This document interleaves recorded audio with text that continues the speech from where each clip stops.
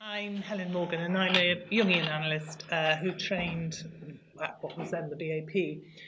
And everything Stan says about the work applies to me and our training too. So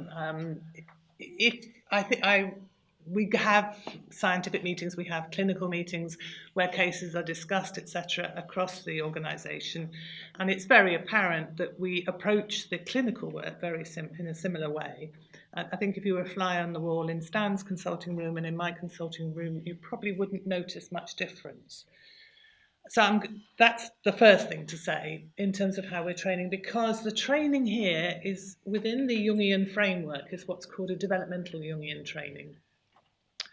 There are two broad categories that it's a bit old-fashioned now, but it still sort of pertains. It's between a classical Jungian training and a developmental training. If you're looking for a classical training, this is not the place to be. I can tell you where you need to go, but it's not here, because this training really brings together. Jung himself was particularly interested in the second half of life and not so much in the first half of life. And it was really in the second half of the last century, and particularly someone called Michael Fordham, who used all the development that was going on in terms of psychoanalytic thinking about the child, the infant, how we develop, that was then brought together with a more classical Jungian training theory, which I'll talk about in a minute. So we're sort of bilingual. We have to live in two worlds all the time, and we do live in two worlds. Our reading on our training covers all the Freud, Klein, all the classical Freudian trainings, the psychoanalytic trainings, as well as Jungian perspective. My own journey, I started out as a physicist, and so it's been a slightly wonky journey. Come on in, yes, come in. And I taught physics and general science, first of all, and found that I became much more, it was in secondary school, and I was much more interested in the children with real problems and disturbance than I was in whether they knew how the Wheatstone Bridge worked. And so I gradually moved towards working first of all, in a therapeutic community with adolescents, boys, in the Cotswolds, which was absolutely fascinating and grueling and tested me to the limits. And that's where we learned a lot of psychoanalytic thinking. And for me, I was just bowled over by what sense it made about them and the work I was doing, but also about me, of course. That's what I was really interested in. I came to London to train because and to work in a therapeutic community with adult mental health, And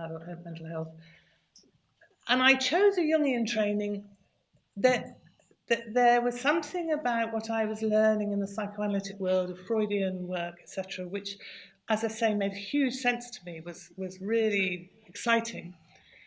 But there was, for me personally, and this is a personal matter, there was something a bit nothing butness about it.